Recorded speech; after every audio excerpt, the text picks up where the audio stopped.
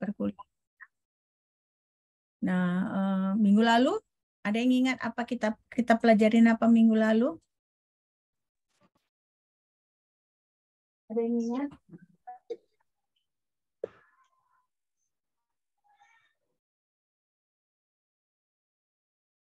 Belajar apa kita minggu lalu? Sifat koligatif, Mem. Nah, sifat koligatif, kita fokus ke kenaikan titik didih dan penurunan tekanan uap. Ya kan? Nah, minggu ini kita masuk ke penurunan titik beku dan tekanan osmotis. Ya, tekanan osmosis. Oke. Nah, ini ada ilustrasi singkat ya, ilustrasi singkat. Nah, jadi kalau misalnya ada konstanta titik didih 0,51 K Kelvin kilogram per mol, ya kan? Berarti kalau ada konstanta titik didih seperti ini nilainya, ya.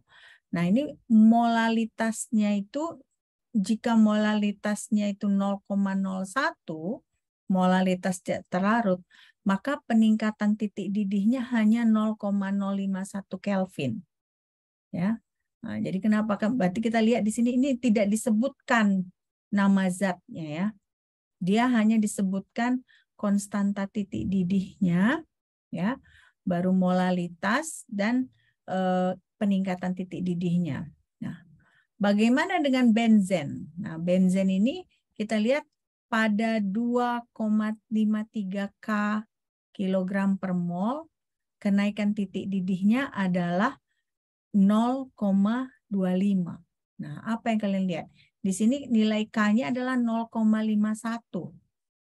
Sementara di sini nilai K-nya adalah 2,53. Berarti lebih kecil, setengah hampir lebih kecil ya. Nah, setengah lebih kecil nilai K-nya, kalau kalian lihat di sini 4 kali lipat lebih banyak kenaikan suhunya. Ya. Nah, jadi di sini kita lihat dengan hanya perbedaan setengah dari konstantanya ini 4 kali lipat titik didihnya meningkat lebih banyak. Nah, ini untuk kenaikan titik didih ya. Nah, berikutnya adalah untuk konstanta titik beku.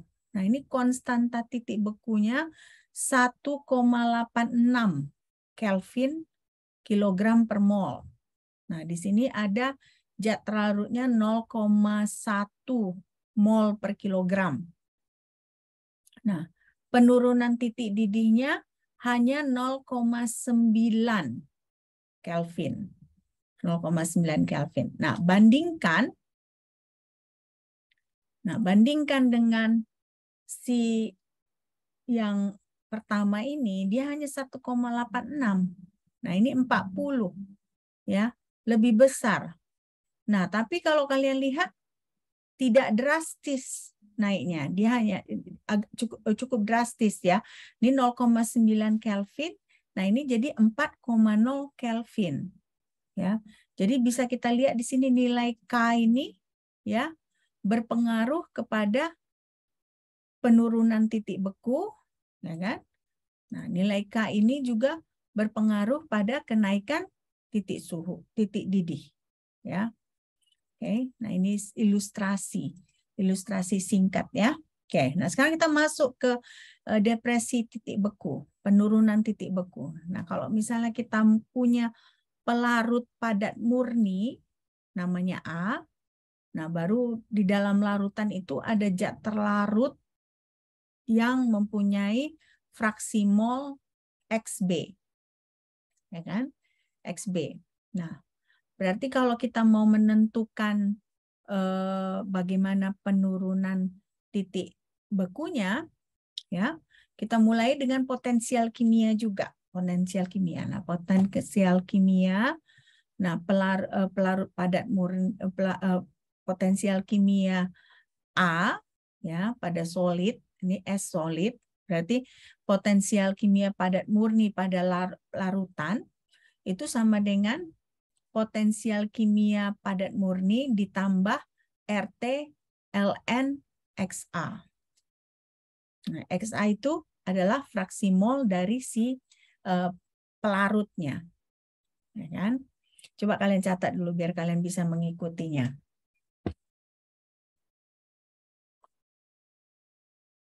Ya, inilah persamaan 1. Ya, kalau kita lihat di sini, potensial A yang dilambangkan ini adalah potensial kimia padatan murni dari A.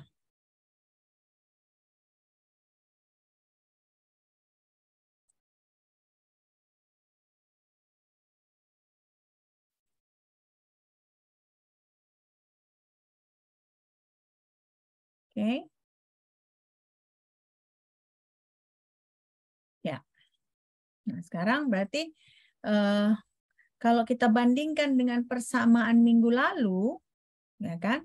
Bedanya apa? Bedanya hanya di ini. Kalau minggu lalu kan dia gas. Nah, ini baru liquid. Ya kan? Nah, gas yang ini gas, yang ini cairan. Nah, tapi kalau yang sekarang dia ini padatan, ini cairan. Karena kita kalau penurunan titik beku, kita membicarakan perubahan fase dari cair menjadi padat. Ya, dari cair menjadi padat. Nah, inilah yang bisa kita lihat di sini. Nah, jadi berarti dari sini mulai kita bisa masukkan persamaan 2 bahwa perubahan titik beku ya kan, sama dengan K dikali fraksi mol B. Nah, jadi kalau misalnya K itu ternyata RT pangkat 2 dibagi entalpi fusion. Fusion itu berarti entalpi perubahan dari cair menjadi beku. Nah, ini T yang ini ya kan, ini kan ada T yang ada pakai star ini merupakan titik beku dari cairan murni. Nah, sementara TF delta TF ini adalah perbedaan antara titik beku cairan murni dan titik beku pada larutan. Nah, titik beku pada larutan. Nah, baru ini yang delta H ini entalpinya ini entalpi fusi dari pelarut. Nah, ini jadi persamaan 2. Nah, bagaimana penurunannya kita minggu lalu sudah sedikit menyinggung, tapi perbedaannya hanya fasenya saja ya, fasenya. Kalau minggu lalu ini delta H-nya delta H apa? Kalau ini kan delta fus ya, fusion. Nah, kalau minggu lalu delta VAP ya, delta entalpi vaporization, entalpi penguapan. Nah, jadi minggu ini kita bedanya itu entalpi fusion, entalpi pembekuan ya. Nah, jadi hanya perbedaan fase. Nah, tapi sama semua, dia ada K-nya juga ya, tapi di sini kita sebut KF ya. Konstanta freezing ya, pembekuan. Atau minggu lalu kita sebut KB boiling ya. Nah, konstanta boiling. Nah, sekarang kita lihat berarti kita lihat bahwa perubahan penurunannya akan lebih besar jika entalpi fusinya rendah, titik lelehnya tinggi. Ya. Kalau entalpi fusinya rendah, titik lelehnya tinggi, makanya penurunannya lebih besar. Oke. Nah, sekarang apa akibatnya kalau misalnya larutannya encer? Ya, larutannya encer. Berarti kalau larutan encer, fraksi mol itu ya sebanding dengan molalitas zat terlarut B. Nah, kalau begitu berarti kita bisa tuliskan persamaan 3 ini ya. Persamaan 3 adalah delta TF ya sama dengan KF dikali B.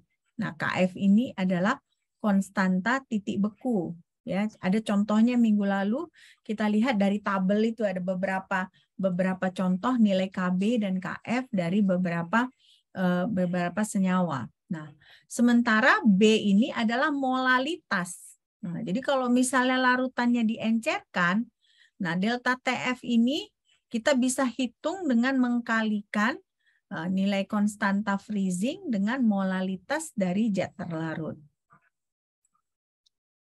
Oke, nah sekarang kita lihat gambarnya di sini, ya kan? Nah gambarnya ini kita bisa lihat ini ada mu A dalam liquid, ya kan? Mu A dalam padatan. Nah kenapa? Karena ingat ini kita mempelajari penurunan titik beku. Nah berarti kalau kita mempelajari penurunan titik beku, fase yang berubah itu adalah dari fase cair menjadi fase padatan, ya.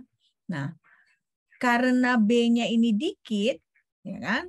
Dia tidak pernah dalam fase uap, tidak pernah dalam fase padatan, ya. Makanya ini di B-nya di sini tidak terlihat, ya. Nah, ini makanya larutannya itu hanya ketika dalam fase cairan. Begitu dia berubah jadi padatan, hanya A ini yang terlihat. Ya, hanya A yang terlihat.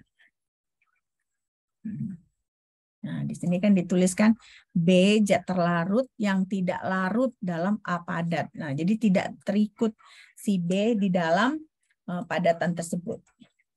Nah, sekarang berarti kelarut kita sudah belajar, sudah selesai.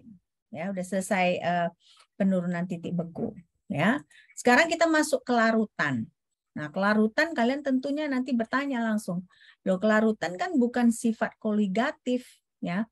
Memang benar kelarutan itu bukanlah sifat koligatif. Tapi kenapa kita perlu belajar seperti ini? Karena kita perlu belajar bagaimana sifat dari larutan ketika larutannya itu sudah jenuh. Ya, sudah jenuh, ya. Jadi di sini kita kelarutan itu memang bukan sifat koligatif. Kenapa? Karena dia bergantung kepada jenis dari zat terlarut.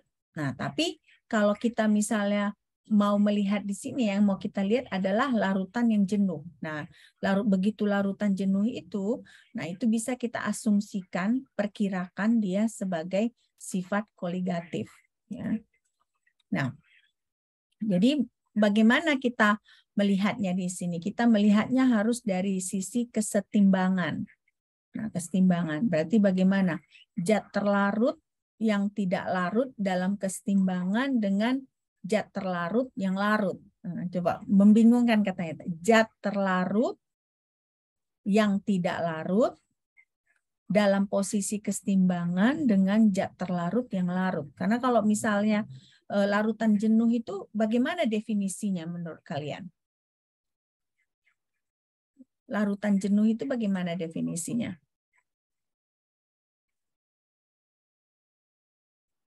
Bagaimana suatu larutan itu disebut jenuh?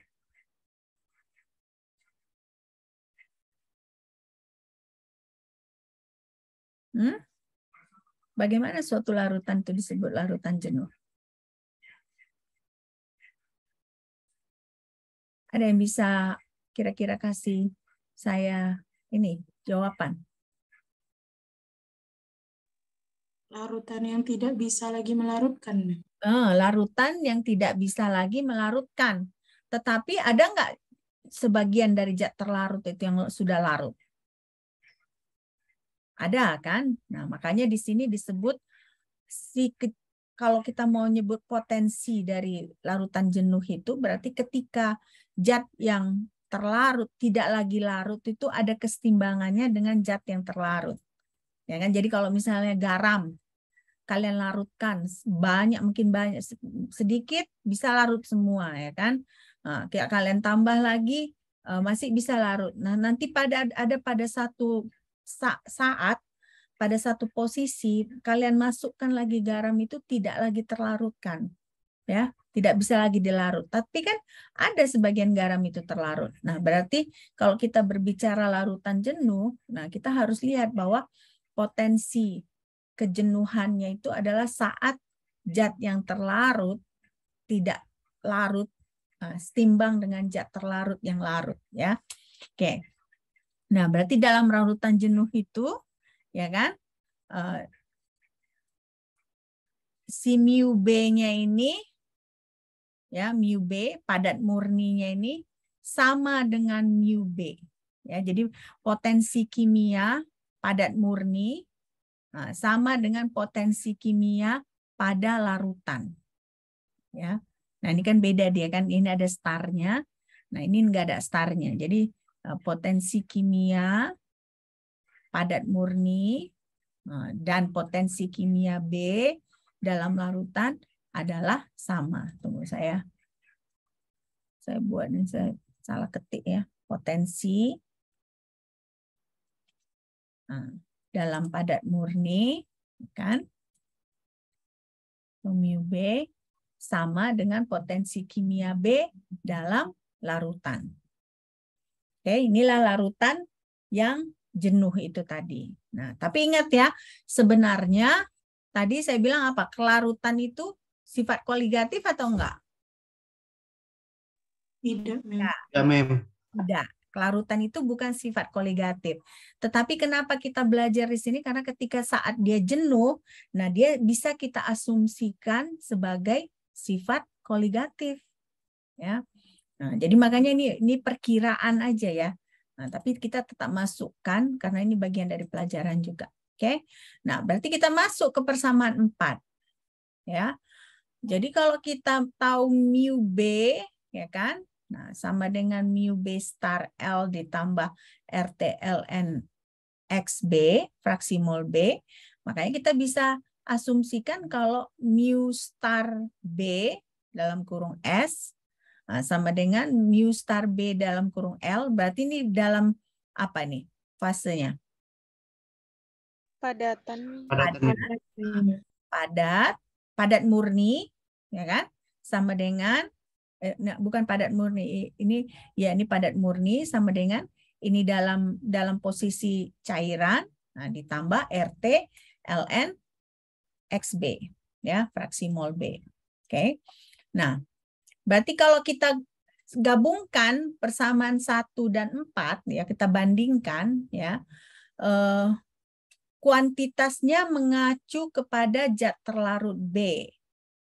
Ya, kan kalau kita bandingkan ini kan dia dengan B. Nah, sementara tadi yang persamaan 1 dengan apa? Persamaan 1 tadi. Persamaan 1 tadi kan mengenai penurunan titik beku, ya kan? Nah, ketika penurunan titik beku, kuantitasnya ini dia A, berarti si pelarut, ya kan? Tapi ketika kita berbicara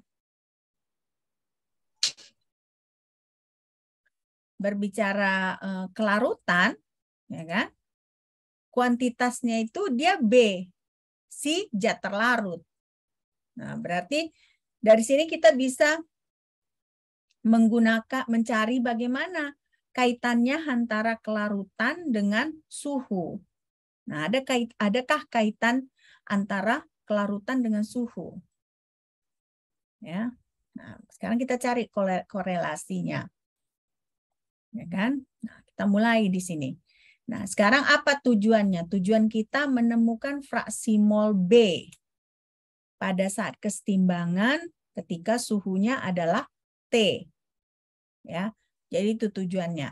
Nah, berarti kita atur ulang persamaan 4. Nah, kalian catat tadi persamaan 4 apa kan?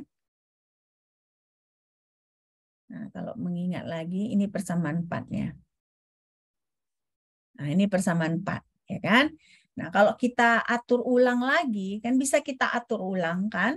Nah, ngatur ulangnya berarti kita mau cari kan fraksi mol B tadi kan?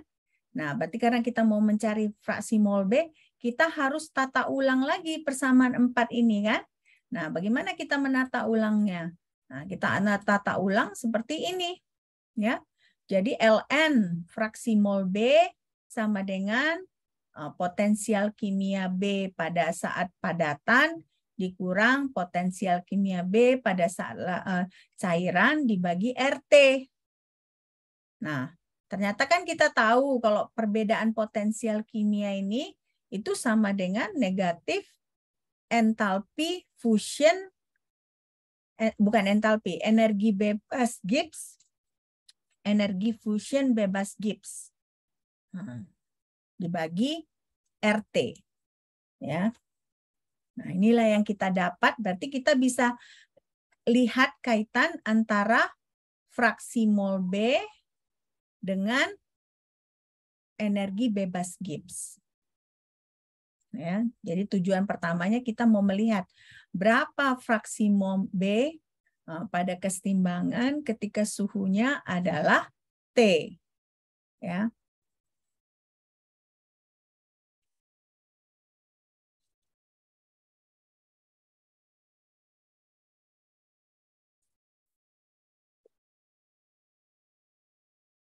Nah, dari sini ya kan selalu seperti minggu-minggu lalu berarti kita harus integralkan.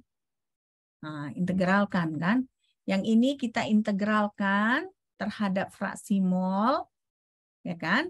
Berarti batas nolnya, batasnya itu ketika ln x nolnya sama dengan ln fraksi molnya sama dengan 0 sampai ln xb-nya sampai dengan xb.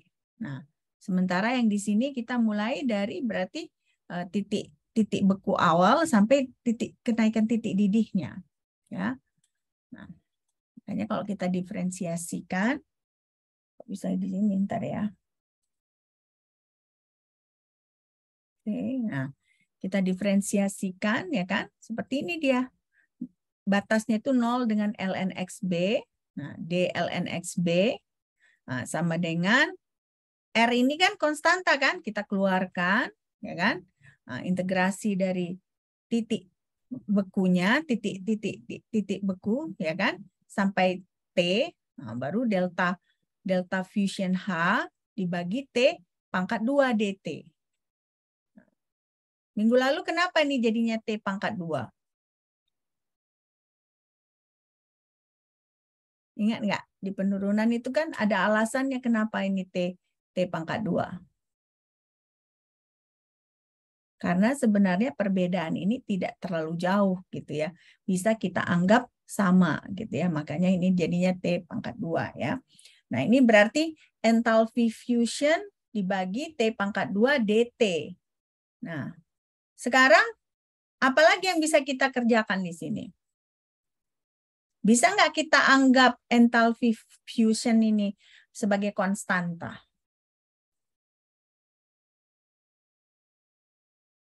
Bisa nggak? Bisa. Nah, karena bisa berarti kan bisa kita keluarkan ke luar dari integral ini kan. Jadi delta enthalpy fusion dibagi R. Nah, integral TF ke T dt per T pangkat 2. Nah, berarti berapa hasilnya? dt per T pangkat 2.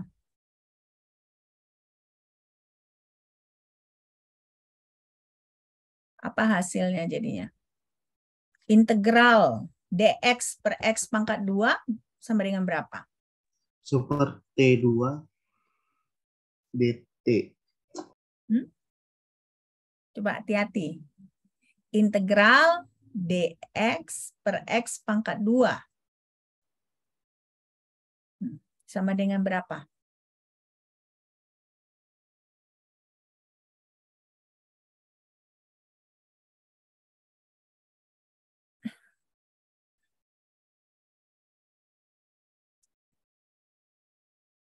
Kalau kita mau modifikasikan dx per x pangkat 2 itu sama dengan apa?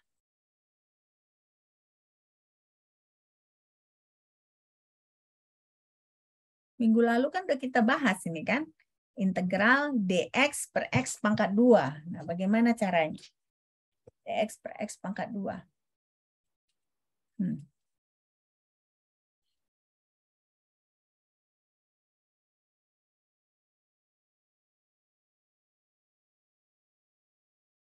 Apa integral dx per x pangkat 2? Kalau misalnya saya sebut integral x pangkat negatif 2 dx, itu berapa?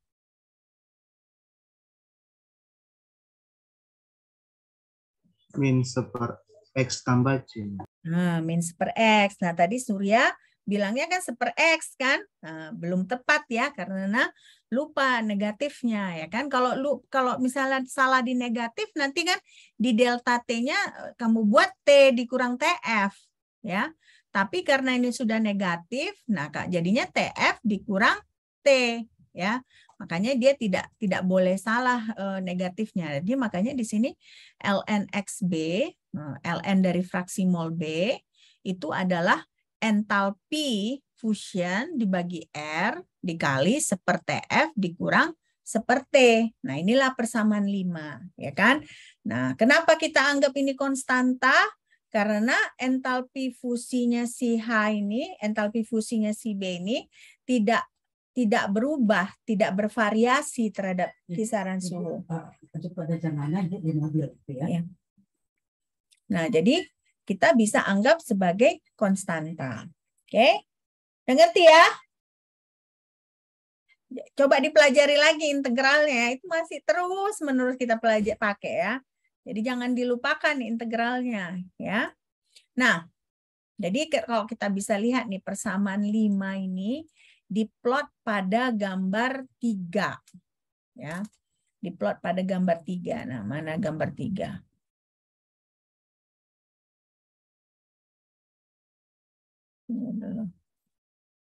Nah, ini dia gambar 3. Nah, persamaan 5 itu diplot pada gambar 3. Nah, kalau kalian lihat ini Y-nya adalah fraksi mol. Nah, sementara X-nya adalah T dibagi dengan T star. Ya. Nah, ini kan dia 0,1, 0,3, 1, 3, 10 gitu ya.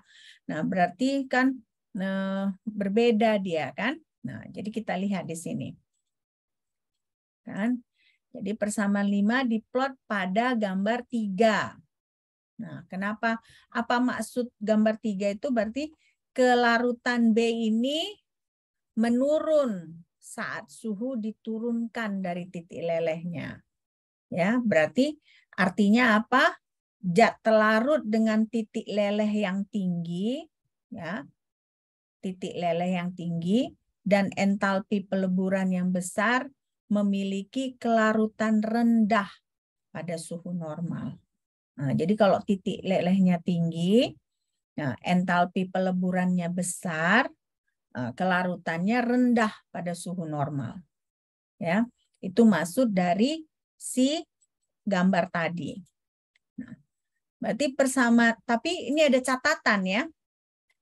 Ingat tadi, kelarutan dia bukan apa? Kelarutan itu bukan sifat koligatif. Nah, jadi makanya persamaan 5 itu nggak boleh kita gunakan secara detail. Kenapa? Karena dia itu perkiraan, asumsi. Sama seperti larutan ideal kan.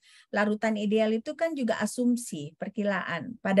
Pada kenyataannya tidak ada larutan ideal itu kan. Nah, jadi makanya di sini si persamaan 3 tadi ya ada kegagalannya. Kegagalannya adalah bagaimana zat terlarut ini memiliki kelarutan yang berbeda pada pelarut yang berbeda. Ya. Nah, kenapa? Karena di situ kan kuantitasnya apa tadi? Si B, zat terlarut kan, bukan pelarut. Kalau yang tadi kalau penurunan titik beku yang kita masukkan kan potensi kimia dari si pelarut. Nah, tapi untuk kelarutan yang kita masukkan adalah potensi kimia dari zat terlarut. Nah, jadi makanya persamaan 3 itu ada kegagalannya. Kenapa? Karena pada kenyataannya itu kelarutan itu berbeda saat pelarutnya berbeda. Ya.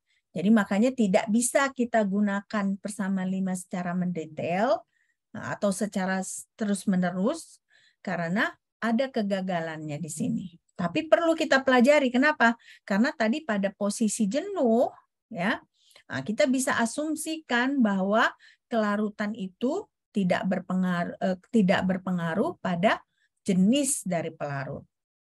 Ya. Nah, jadi fraksi mol zat terlarut pada larutan jenuh dengan suhu T, ya kan T. Nah, T itu berarti adalah titik beku dari zat terlarut. Nah, ini kan ada tandanya, T-nya titik beku zat terlarut ya. Nah, jadi kalau misalnya kita cari, kita tarik gradiennya. Gradiennya adalah entalpi per RT star. Entalpi per RT star ya. Nah, oke. Nah, sekarang coba kalian perhatikan contoh ini. Jadi kelarutan ideal naftalena dalam benzen dihitung dari persamaan 5. Ya, persamaan 5. Dengan mencatat bahwa entalpi fusi naftalena adalah 18,80 kJ per mol. Dan titik lelehnya adalah 354 Kelvin. Nah, coba pada 20 derajat Celcius, bisa nggak kalian hitung fraksi molnya? Coba hitung. Nah, kalau kalian lupa, persamaan 5 itu adalah yang ini. Nah, coba kalian catat. Udah kalian catat belum ini? Persamaan ini. Nah, berarti kan tadi di situ di rumus itu, di soal tadi ada nggak diketahui entalpinya? Ada ya? Nah, diketahui entalpinya. Nah, titik leburnya diketahui juga kan? Nah, titik yang dipelajari juga diketahui. Itulah yang 20 derajat Celcius tadi kan? Nah, berarti dari data itu tadi coba dihitung nilai fraksi molnya.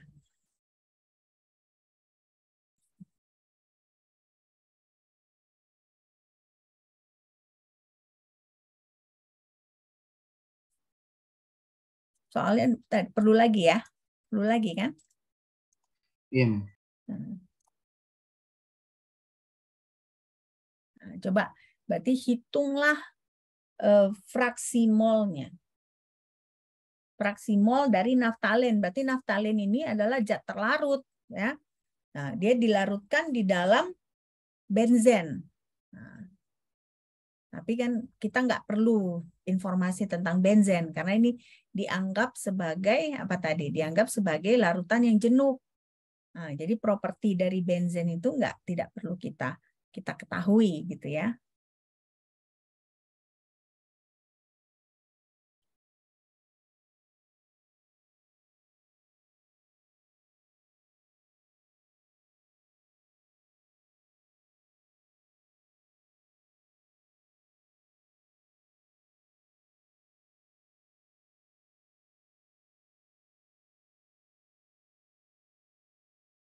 Berapa nilai fraksi molnya?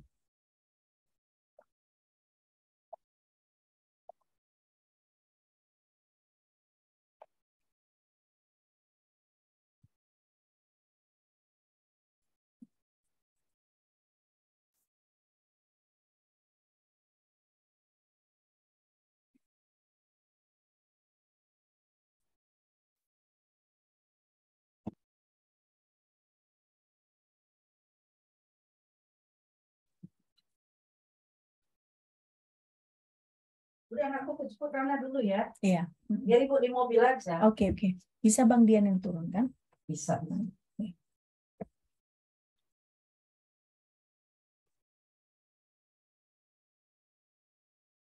Bisa? Berapa fraksi mol B-nya?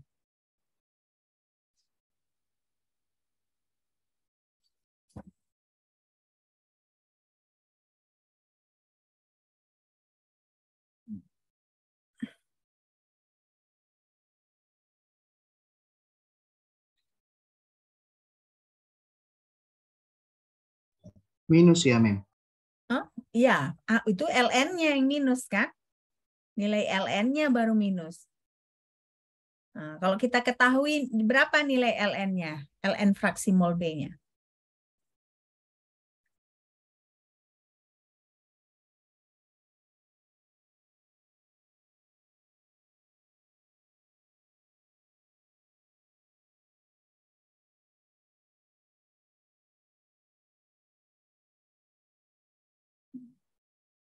Memang minus ya. Tetapi baru nilai LN-nya yang kita perlukan fraksi molnya kan. Nah, berarti kita harus cari inverse dari si fraksi molnya. Inverse dari ln. Inverse dari ln-nya. Ln-nya tadi berapa kalian dapat? Nilai ln fraksi molnya. Minus 11, Mem. Minus 11. Ada yang lain dapat nilainya? Joule-nya, kilojoule-nya udah diubah ke joule dulu nggak? Ini kan kilojoule, ya kan? Sementara kalau kita pakai R-nya apa yang kalian pakai? 8,314, bukan?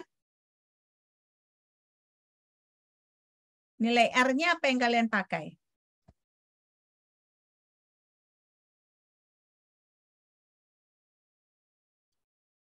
Nilai R-nya.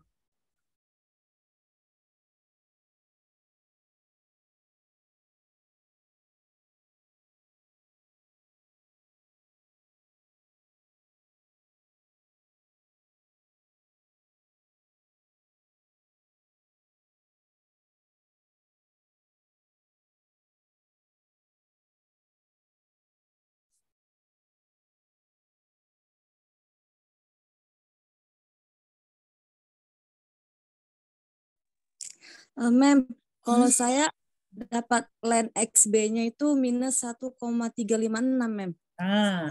Minus 1,3 ya kan? Nah, berarti fraksi molnya berapa?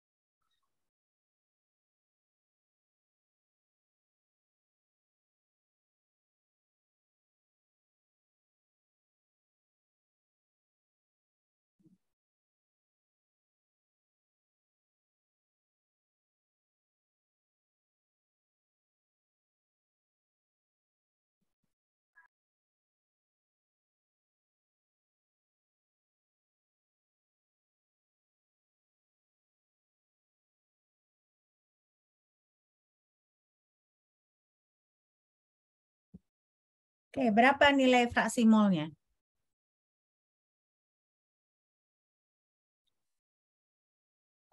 Tahu kan caranya kan kalau misalnya ln XB-nya, ln fraksi mol B-nya adalah negatif 1,3. Nah, tinggal kalian inverse kan di kalkulator kan.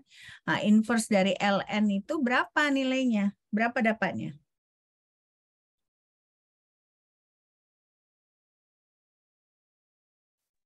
.272 ya, Ya 0,26.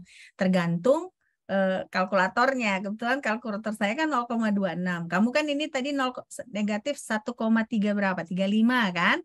Nah, saya dapatnya negatif 1,32. Nah, jadi makanya di sini fraksi molnya adalah 0,26. Ya. Oke, udah ngerti ya? Nah, jadi ini berarti kelarutan ini ya Bisa kita hitung pakai persamaan 5, tapi ingat ini harus dalam kondisi yang jenuh ya, karena pada dasarnya dia bukan sifat koligatif ya. Oke.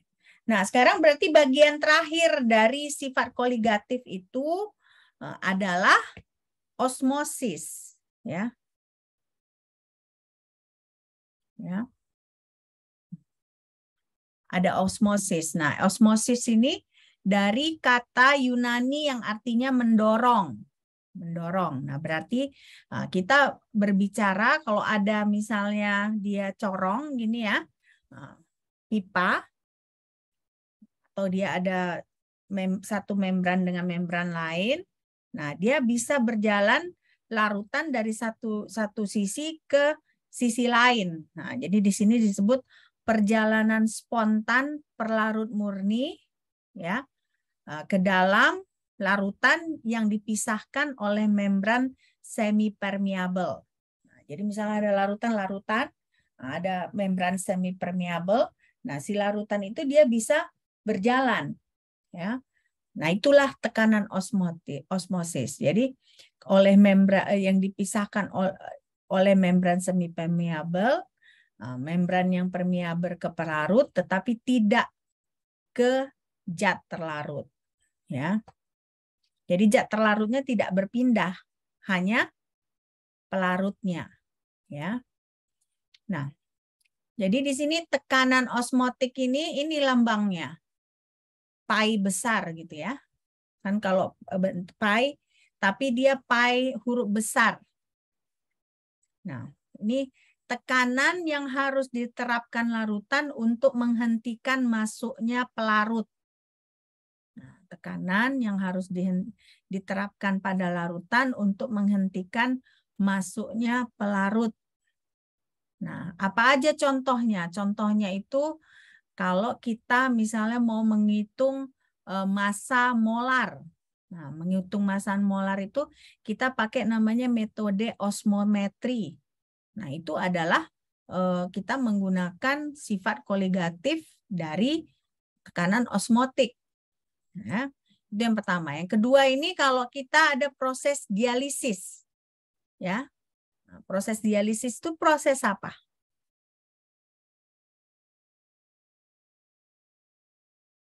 Proses dialisis itu adalah proses cuci darah, ya. Nah, kan sering kan kalian dengar kan cuci darah. Nah, cuci darah itu kan kalau fungsi ginjal kita kan fungsinya untuk membersihkan darah dari senyawa-senyawa yang tidak diinginkan, gitu kan. Nah, terkadang ginjal itu udah nggak bisa berfungsi lagi. Nah, karena ginjal nggak berfungsi, butuhlah bantuan dari luar agar darah kita bisa dicuci, ya. Nah, jadi prosesnya itu adalah dialisis dan dia menggunakan prinsip tekanan osmotik juga, ya. Nah, ini gambarnya. Ini dia membran semi permeable tadi, ya kan? Nah, ini larutan murni. Nah, ini larutan. Nah, ketika larutan murni ini kan dia potensial kimianya ini hanya P. Nah, kalau tadi kan dia fasa semua kan, ada fase yang dari S, L, fase dari gas, L ya. Nah, tapi kalau ini karena dia tekanan, kita lihat nih potensial kimianya itu P. P dia ininya dalam kurungnya tekanan. Nah, begitu di larutan, ya ini kan larutan. Kalian lihat dia potensial kimianya di dalam kurung P ditambah pi. Pi tadi apa? Tekanan osmotik. Nah, jadi pada larutan itu dia adalah tekanan ditambah tekanan osmotik. Nah, berarti di sini kalau kita lihat bahwa di sini pelarut murni itu dia tekanannya P. Ya, A itu adalah pelarut murni. Nah, sementara ketika A dalam campuran, dalam larutan, dia tekanannya adalah P ditambah tekanan osmotik. P ditambah P. Nah, ini berarti ini sama dengan ini pada saat kesetimbangan. Ya.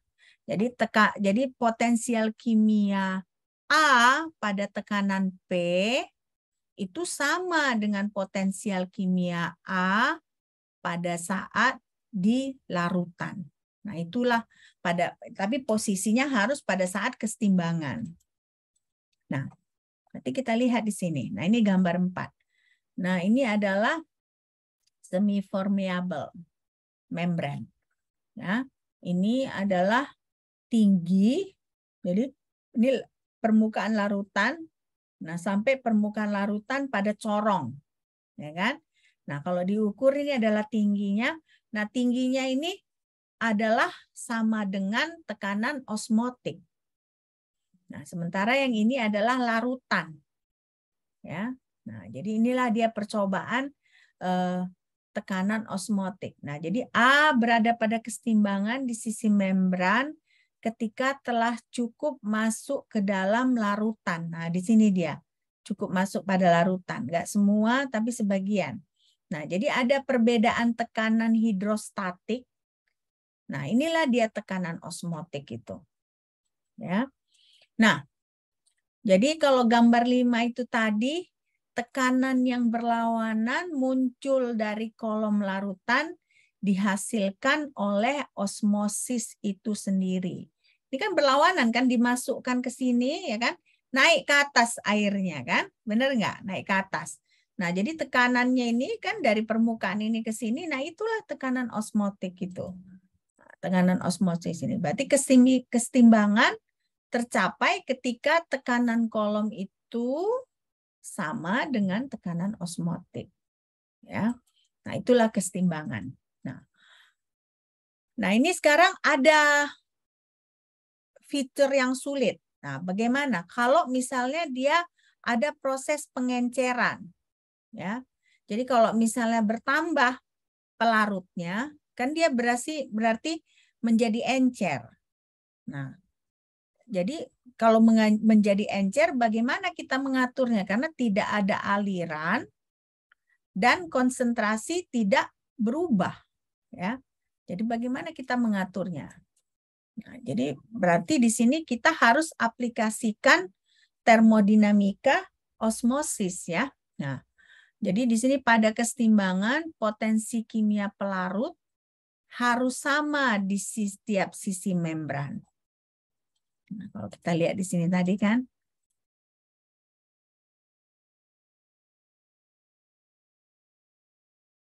Nah, ini tekanan osmotis di sini dengan di sini harus sama pada saat kesetimbangan.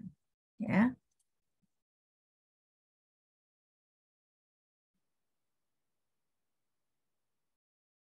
Ya. Nah, jadi potensi kimia pelarut diturunkan oleh zat terlarut. Nah, jadi begitu kita masukkan zat terlarut, nah biasanya kan potensial kimianya pelarut itu turun kan? Nah, turun, berkurang. Nah, tapi karena adanya tekanan osmosis, nilainya itu balik ke nilai yang murni. Ya kan? Misalnya contohnya air. Nah, air punya misalnya potensial kimia A. Nah, gitu dimasukkan garam misalnya, nah dia berkurang nilainya. Tetapi karena ada tekanan osmosis, ya, nilai potensi kimia si air ini balik lagi ke A. Nah, ini inilah istilahnya aplikasi termodinamika dari si osmosis ini. Nah, berarti apa yang bisa kita simpulkan? Asalkan larutannya encer, ya, harus ada asalkan di sini. Berarti harus ada persyaratan larutannya encer.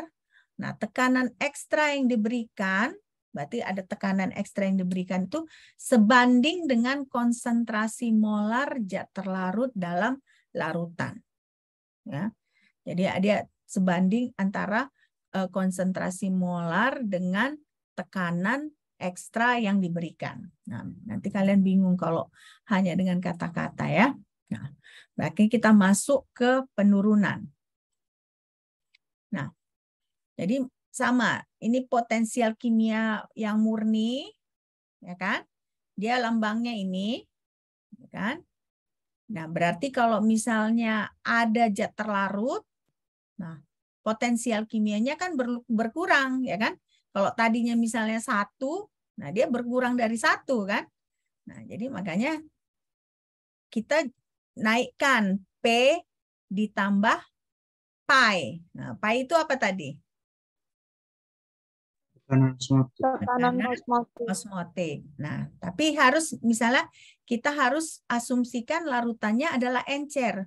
Nah, kalau larutan encer itu kan berarti nilai fraksi molnya jauh lebih kecil dari 1. Ya. Nah, kalau misalnya fraksi mol 1 itu kan berarti hanya 1 komponen, ya kan? Nah, fraksi mol pecahan ada 2 komponen. Nah, tapi kalau fraksi molnya sangat-sangat kecil, nah berarti larutannya adalah encer. Ya. Nah, berarti kita bisa sebutkan seperti ini, mu A pada tekanan P, berarti ini pada saat murni, itu sama dengan mu A pada saat fraksi mol A. Nah, harus dia pada tekanan P ditambah pi, supaya pada saat murni, pada saat keseimbangan kan yang murni harus sama dengan pada pelarutnya. Jadi makanya harus ditambahkan tekanan osmotik ini agar dia bisa sama. Ya. Nah, itulah tekanan osmotik tadi. Jadi ini yang harus kita lihat. Jadi potensial kimia A adalah sama di 2 kompartemen. Jadi sama di 2 tempat itu. Tetapi makanya harus kompensasinya harus kalian tambahkan apa? Harus ditambahkan tekanan osmotik. Ya. Nah, sekarang kita berarti seperti ini kan? Nah, mu A XA P ditambah pi, nah sama dengan mu A, nah ini yang murni, P ditambah pi ditambah RT ln XA, ya kan?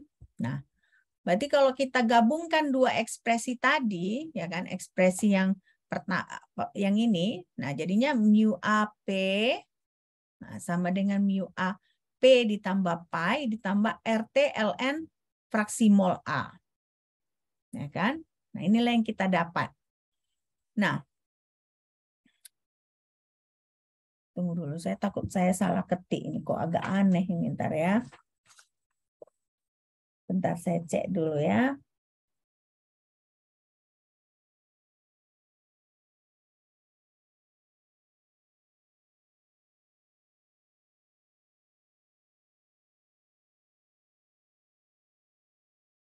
Oke, ini saya salah ini ya.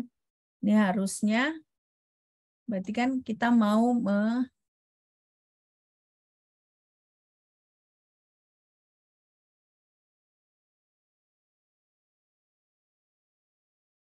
sebentar ya.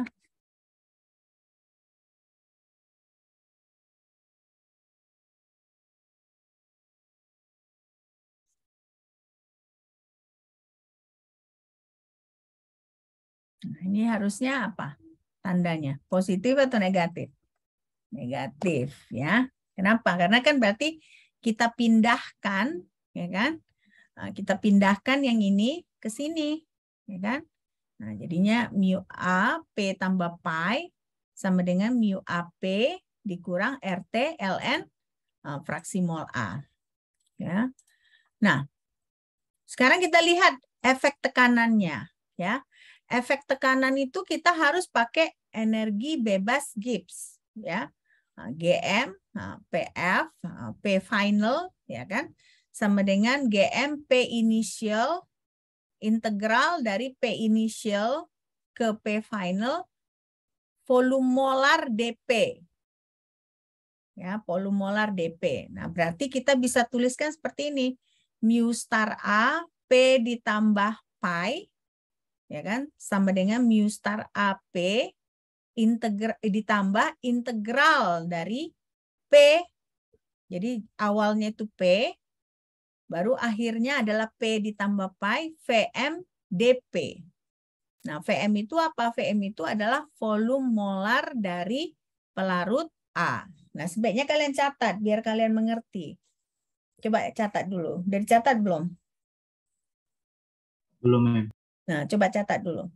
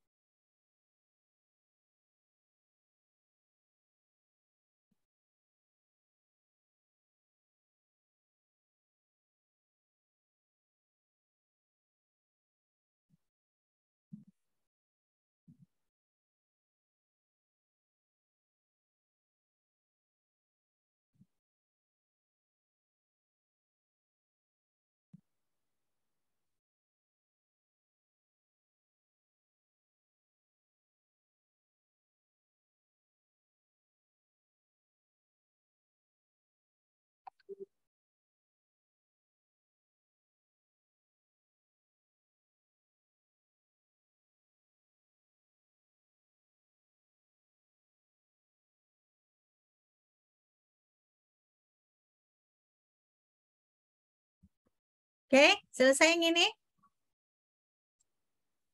Oke, nah sekarang berarti kita bisa buat seperti ini. Mu star A, P ditambah pi, ya kan, sama dengan mu star AP dikurang RT ln fraksi mol A. Nah, tadi kan dari persamaan itu, ya kan, kalau misalnya ini dikurang ini, tadi pada dasarnya itu apa? Delta integral Vm dp, ya kan? Tadi yang ini, ntar ya. Nah, ini kan berarti kalau kita kurangkan yang ini dengan ini, ya kan? Itu kan sama dengan integral Vm dp. Nah, jadi makanya di sini kita bisa buat RT ln XA, ya kan? Sama dengan integral P menuju P ditambah pi Vm dp. Ya kan? Kalau kita ganti nilai perbedaan ini sama dengan RT ln XA. Ya kan? Nah, ini yang kita dapat.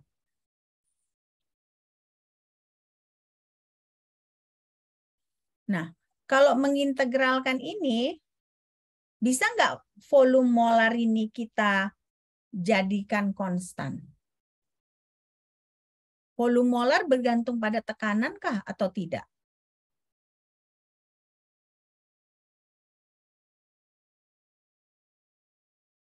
Hah? Volume molar bergantung pada tekanan atau tidak? Nah, ini bisa kita asumsikan sebagai konstan ya. Nah, kalau kita asumsikan sebagai konstan, berarti dia bisa keluar dari si integral ini kan. Berarti yang kita integralkan hanya dp-nya saja, ya kan? Hanya dp-nya saja. Nah, karena seperti itu berarti kalau kita sebut dia hasil integralnya itu P, ya kan? Berarti P ditambah pi dikurang pi, akhirnya hasil dari integral ini sama dengan apa? PM dikali apa? Hah? Nah, saya ulangin ya. Ini si VM ini kan dianggap jadi konstan, ya kan? Karena dianggap jadi konstan, kita keluarkan ke depan. Berarti kita nggak perlu integrasikan, ya kan? Berarti yang perlu kita integralkan hanya dp-nya. Integral dp itu sama dengan apa? Sama dengan, nah, kalau misalnya saya bilang lah, integral dx sama dengan apa?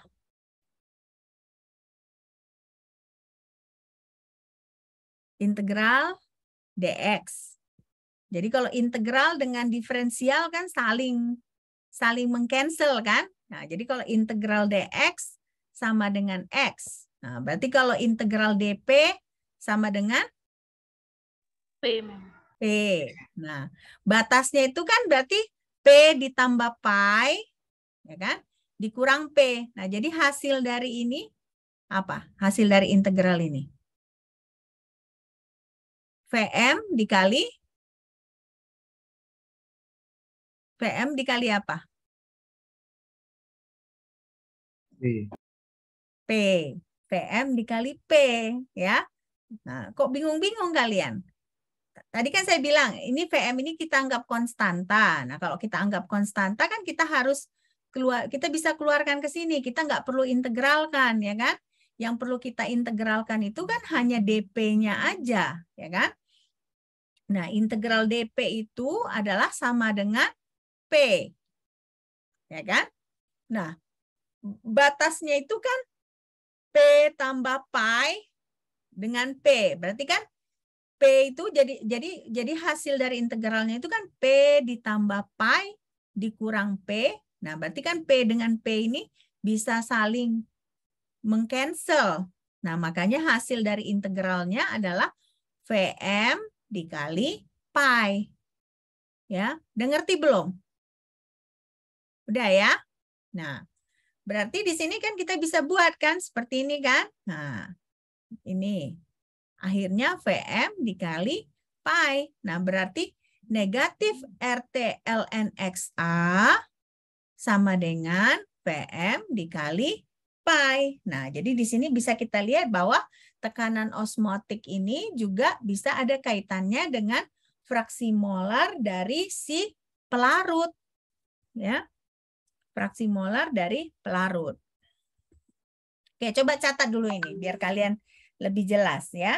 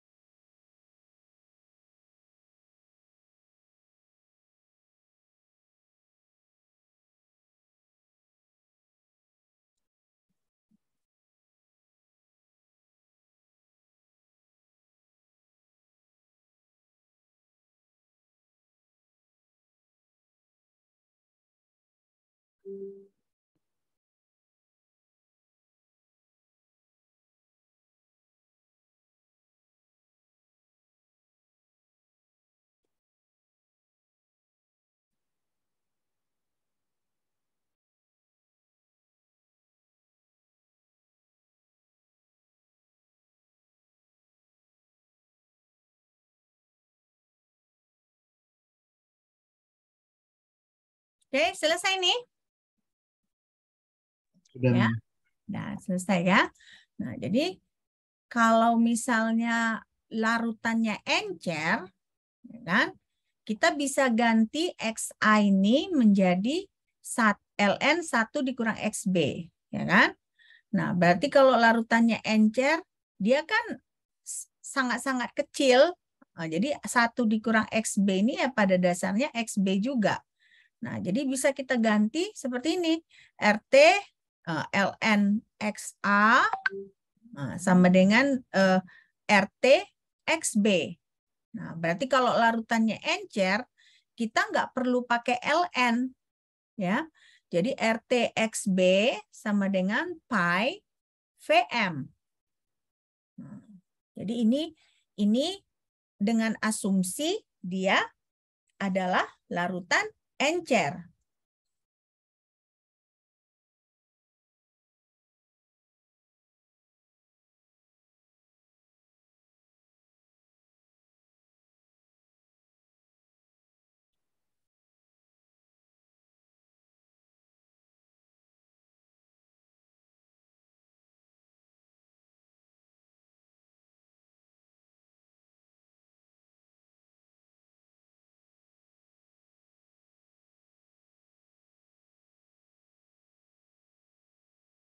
Oke.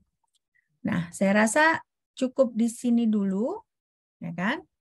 Coba saya lihat dulu ya. Kita masih ada waktu ya. 5 menit kalau nggak ntar ya. Saya kasih satu contoh soal ya, biar kalian berlatih ya. Masih mau kan? Mau kan? Ah? Boleh. Boleh ya. Ya.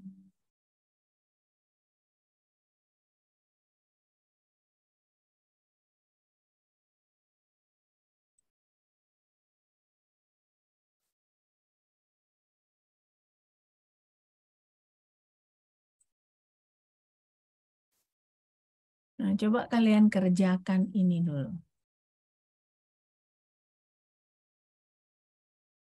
Ya. Nah, ini ada sampel 0,5 liter dari larutan berair, berarti larutannya itu ada airnya, mengandung 10 gram hemoglobin. Nah, dengan tekanan osmotik 5,9 torr pada suhu 22 derajat Celcius. Berapa massa molar hemoglobinnya? Coba kalian kerjakan ini, ya.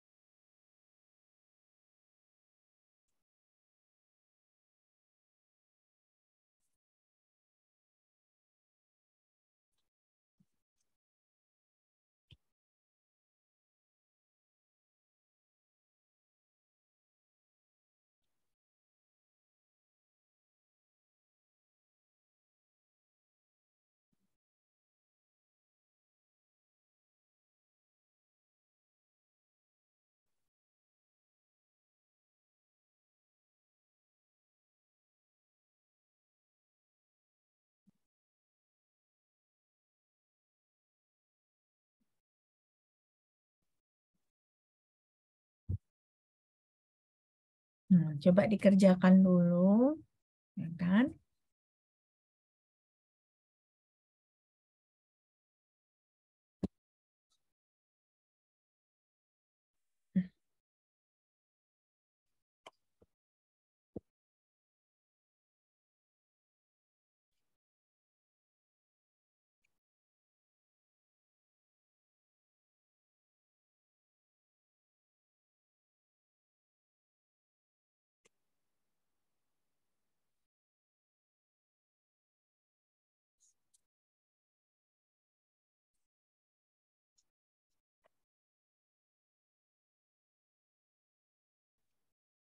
Bisa?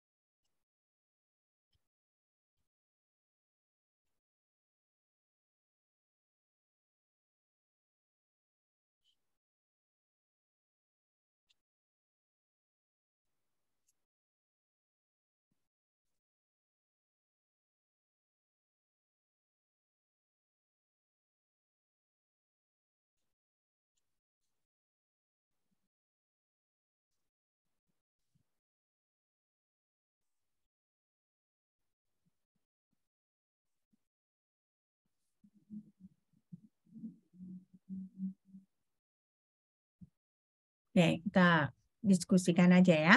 Bila mana. Caranya ini seperti ini. Osmotic pressure, ya kan? Dari tekanan osmotik kita bisa ubah ke konsentrasi, molar konsentrasi. Nah, dari molar konsentrasi molar, nah kita bisa cari molnya. Nah, kalau kita ketahui molnya, kita ketahui gram, nah kita bisa cari berapa massa molarnya, karena kan itu massa molar yang mau ditentukan, ya kan? Nah, jadi seperti pertama, nah kita tahu tadi kan pi itu, ya kan? Dia 5,9 tor, ya kan? 5,9 tor kita ubah dulu ke ATM, atmosfer, ya kan? Karena R itu kan satuannya dalam atmosfer, ya. Nah, jadi kita bagi dengan 760 tor, karena kan 1 ATM itu sama dengan 760 tor. Nah, dapatlah 7,8 kali 10 pangkat negatif 3 ATM.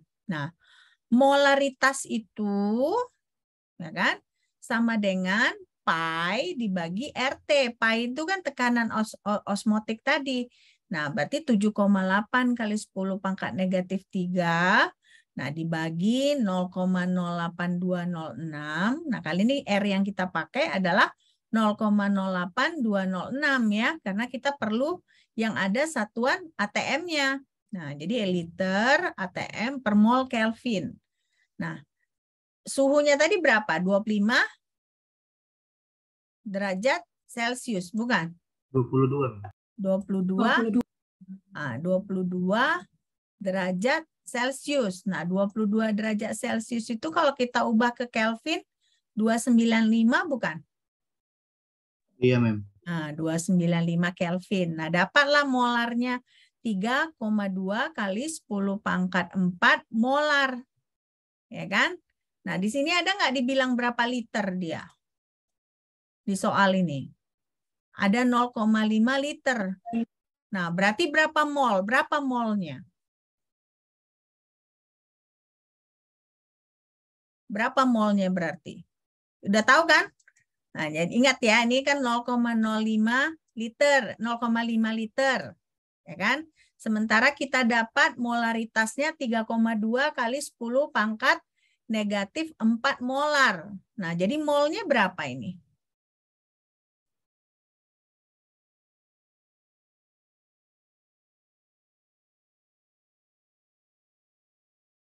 Berapa molnya? 1,6 kali 10 pangkat minus 4 ya, Mem? Ini siapa yang jawab? Selvia ya? Iya, Mem. Nah, Selvia dapatnya itu dari mana? 3,2 kali 10 pangkat negatif 4 dikali apa? Dikali volumenya. Dikali 0,5 volume. liter tadi. Nah, itu dapat kan? Nah, Sylvia udah tahu molnya segitu. Nah, kalau saya tanya lagi, berapa massa molarnya? Karena itu pertanyaannya sekarang. Bagaimana berapa massa molarnya jadinya? Diketahui nggak di sini gramnya tadi? Diketahui gramnya kan? Gramnya berapa? Dia 10 gram. Nah, kalau diketahui 10 gram hemoglobin, nah itu molnya berapa tadi? 1, atau berapa? 1,6 kali 10 pangkat minus 4. Itulah molnya. Nah, inilah gramnya. Berapa massa molarnya? Mol itu sama dengan apa? Gram dibagi MR, mem. MR. Nah, berarti MR-nya berapa di sini? Berapa MR-nya?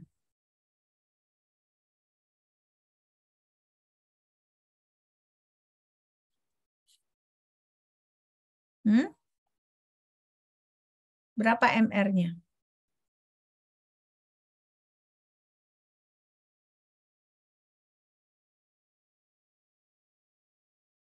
Ada yang bisa dapat? Berapa MR-nya?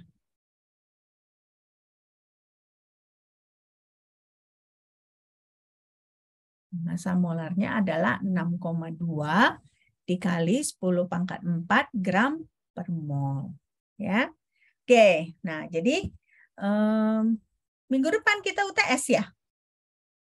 Nah, minggu depan kita UTS ya. Jadi kalian perlu belajar ya, banyak. Nah, terutama kan rumus-rumusnya ini banyak yang harus kalian pelajari, banyak yang harus kalian kuasai ya. Nah, saya rasa kita UTS-nya masih online ya. Nah, UTS-nya masih online ya. Masih bersyukurlah kan, masih bisa berarti open book ya. Nah, tapi tetap juga harus belajar karena kalau misalnya kalian keburu open book aja terus baca-baca ketinggalan waktu. Nah, mulailah kalian belajar dari sekarang. Oke? Sampai di sini ada pertanyaan? Sampai di sini ada pertanyaan?